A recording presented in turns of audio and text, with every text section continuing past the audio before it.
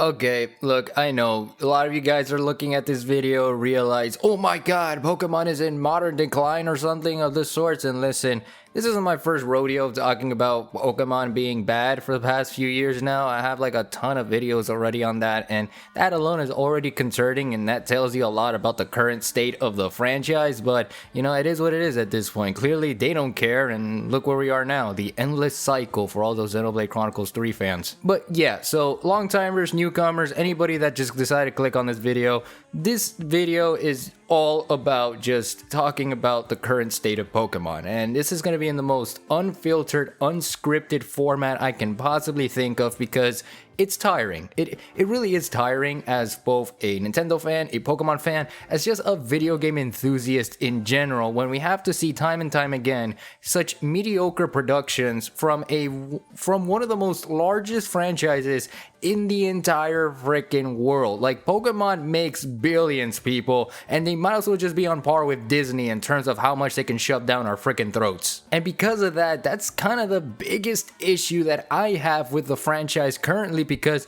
with this merchandisation, to kind of use a word that probably doesn't exist and most likely does if we go look at the Merriam-Webster dictionary afterwards, this whole idea of merchandising the franchise and putting out so much content that, yes, it gives them money, it gives them branding, it gives them so many cool opportunities to showcase the love of the franchise. Like, for example, Pokemon Go and how hyped that was, all the mobile games so far, and yeah, okay, some are fun. Pokemon Masters EX, Pokemon Cafe Remix, Pokemon Unite. Actually, no, let's not talk about that one. But all these mobile games, yeah, it's nice to push those around every now and then and be like, yeah, okay, this is awesome. Pokemon's on the go now. We can feel like actual trainers. We can sleep with Pokemon now, with Pokemon Sleep. All that is amazing. But with the actual things that makes them who they are, that started the entire operation in 1996 with Game Freak, the actual games themselves, I do not understand their approach. I do not understand what they're trying to do with a franchise at this point, because it's so frustrating to see a good quality product in 1 year and then all of a sudden have that be shifted off into the freaking stratosphere because they decided to give a bunch of, like, a few months later, a mediocre product that, yeah, sold extremely well in 3 days, but nobody wants to play it, despite the fact that through arbitrary means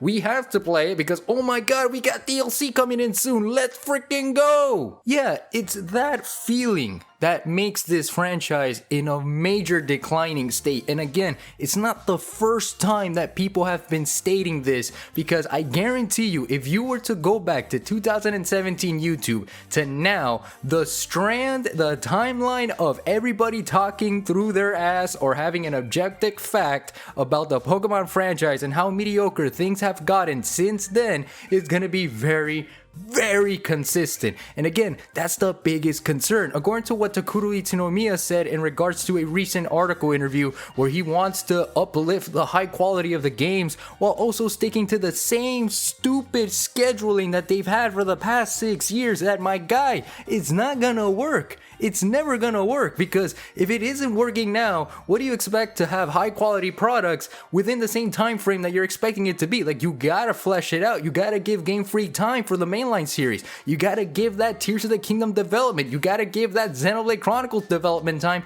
because I guarantee you, if you just take your time with everything in regards to the games themselves, you're gonna have even better experiences. Like, it's not the first time that I've said that I want a game like a Xenoblade Chronicles for Pokemon. It's not the first time anybody has ever said that or expressed that throughout the course of these 6 years, because if you look at games like Xenoblade Chronicles, again, clear example, Breath of the Wild, Tears of the Kingdom, hell, Mario Odyssey, Metroid Dread, Metroid Prime Remastered, the list can go on and on and on. If you look at all of those games, and I've expressed this point so many times at this point in this channel, if you look at those games, you will realize that that is on a Nintendo Switch. How is this on a Nintendo Switch and a big multi-million-dollar company like Pokemon cannot have something to the same caliber as Mario Odyssey, as Breath of the Wild, as Tears of the Kingdom, as all of those games? How is it possible that they continue to produce mediocrity over and over and over again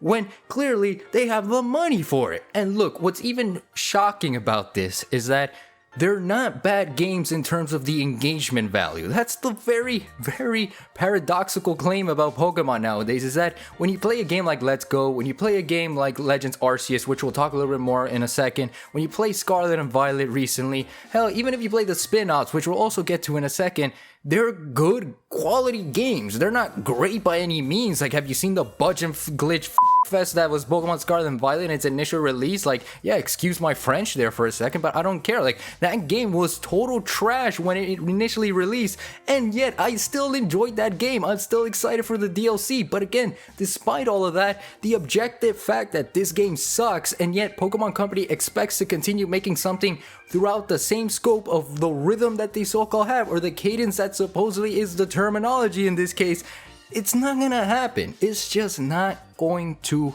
happen. It never will, okay? Because if you want something like Legends Arceus, for example, great game, absolutely one of the best that Pokemon has offered throughout the 6-year period that they have, notwithstanding the spin-offs, which again, we're gonna get to in a second. But with Legends Arceus, that game defined what people loved about the franchise in the first place. They loved the characters, they loved the dichotomy of the characters, they loved the relationship between the trainer and the Pokemon that they catch, they loved the exploration value of that, they loved the catching elements, the battling mechanics, everything about Legends Arceus was a French kiss to the franchise, because it demonstrated everything that we fell in love with it in the first place and fully implementing it in a modern setting. Something that, yes, okay, we can argue Sword and Shield kind of did, right, to some capacity. I mean, competitive play was tremendous with Sword and Shield, and we can also extend that to Scarlet and Violet nowadays, so I wouldn't say too much on this because I'm not a competitive player by any means, but there is something to offer on that front for sure. And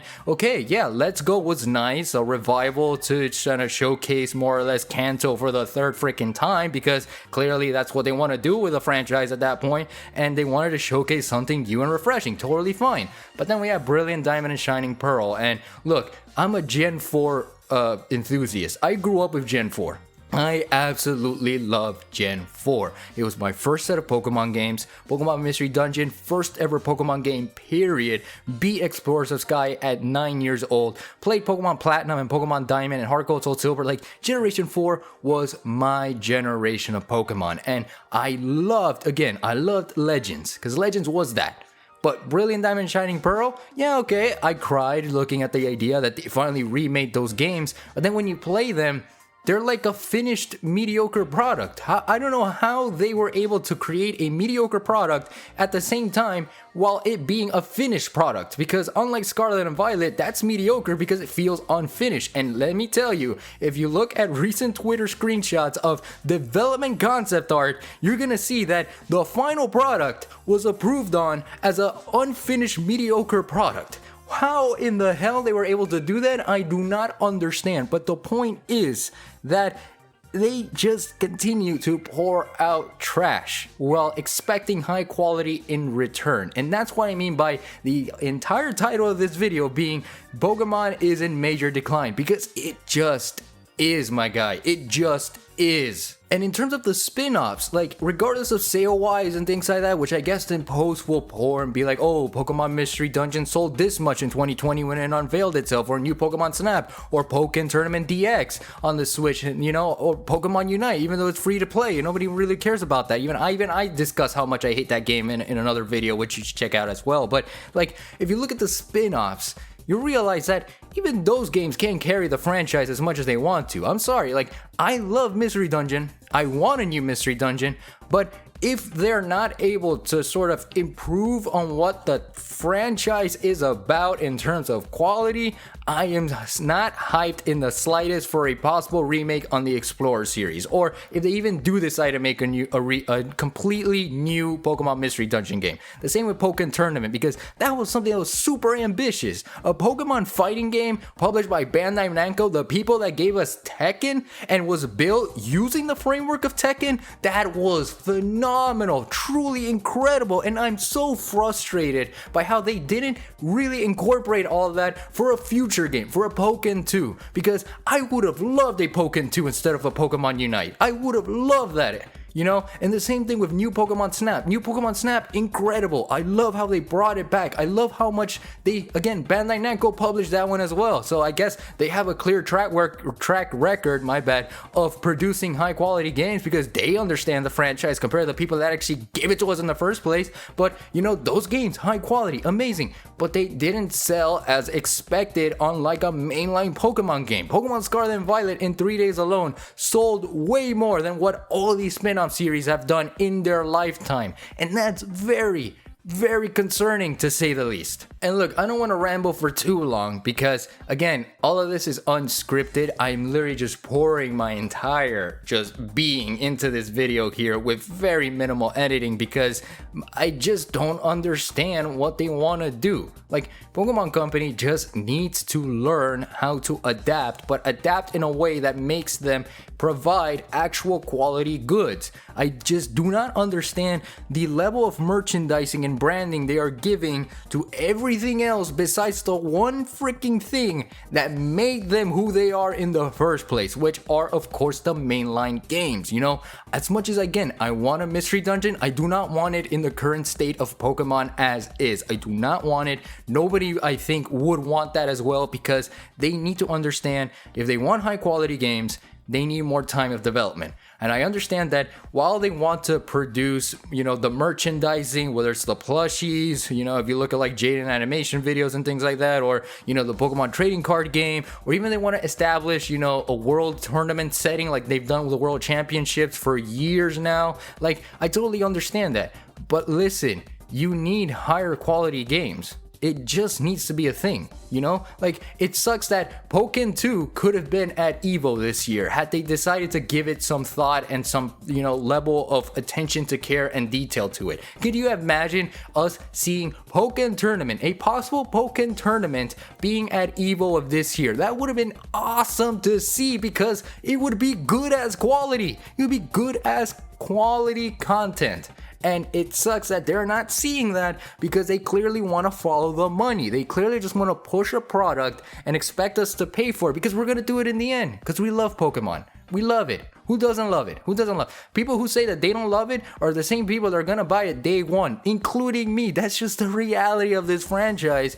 But they need to understand where they need to put that money moving forward. They need to understand where they need to put that time moving forward. It's okay to delay a trading card game, you know, manufacturing simply because you want a higher quality game. You want a higher quality generation. It just makes a lot of sense in that department. Pokemon Company, what are you doing? But I digress because at the end of the day, they know what they want to do, right? Like, they're the ones that are gonna push out what they gotta push out, and they're the ones that they decide what is final in terms of the franchise. And look, we can make the argument in this case too that they're like thinking in the sense of like, you know, grown-ups. All right, cool, whatever. Like, they're just gonna buy it for little Timmy. And look, I've stressed that point at a video, and a lot of people didn't really catch the attention on that one because they didn't like understand more or less like the framework of what Pokemon Company is thinking. And I think I was very explicit on what Pokemon was doing because I understand their mentality of wanting to push a product to make money. That's just a business strat, people, and that's what they want to do. They know that little Timmy wants that game and their parents is gonna buy that game because that's the reality. That's how we grew up playing the games. That's how a lot of people got, you know, invested in the games because we played them as kids. We don't know any better about graphical design as a kid, and neither are the little Timmys of today in 2023. They're grabbing that audience because they know they're gonna make big bank, especially in a holiday season like Pokemon Scarlet and Violet. They know they're gonna make tons and tons of money in that department, and that's the sad reality, and they need to change that. I want a Pokemon game to be like Xenoblade Chronicles. The environmental design, everything. Hell, you have the money, employ Monolith Soft. It's not that hard. They've helped develop games in the past. They know what they're doing. They know what they want to do in terms of providing an environmental design like no other. Have you seen the Xenoblade Chronicle games? Have you seen Breath of the Wild? Have you seen Tears of the Kingdom? Those are perfectly good examples. You do that for a Pokemon game, instant W. Instant W, game of the year for sure. Not just by an arbitrary means like Legends Arceus, despite, like I said, being a really good game, but something like that truly outstanding and definitely would be worth making millions. And if the day that happens, will be the day that they'll realize, yeah, we need to really take our time with this franchise moving forward, especially considering the fact that you're already making enough money as is with our freaking merchandise. But in any case, that's it. That's honestly as much as I can talk about in terms of all of this, or at least trying to keep it short, sweet, and to the point. Because again, all this is unscripted.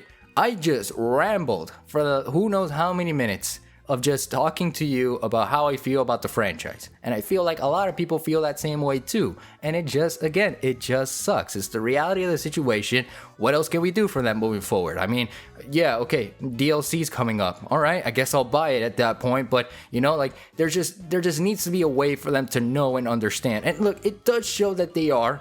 It does show that they are understanding the community now. They do want to push high quality, but at the same time, they can't do it with a time frame that they continue to set themselves out to do. It's not sustainable at that point. It just isn't. And that is what they need to understand. So yeah, just let me know your thoughts down below, I guess. Enjoy this rambling. I apologize to the, well, I don't really apologize, but it does kind of suck that for newcomers that are going to watch this video, this isn't how I do my content, by the way. I definitely highly recommend, like I plan things out, it's scripted and all that, but I just really wanted to let this out and just let the catharsis out and all that kind of stuff. So hey, for all those watching that are new, highly recommend you subscribe and let me know your thoughts below, because maybe I might be doing a little bit more of these in the future, and you know, why not just screw it, you know, like, you know, pop off my king or something. I don't know, like just throw comments down below about your thoughts and things like that. And yeah, let's go Pokemon, right? Like that Scarlet and Violet DLC is coming up real soon, and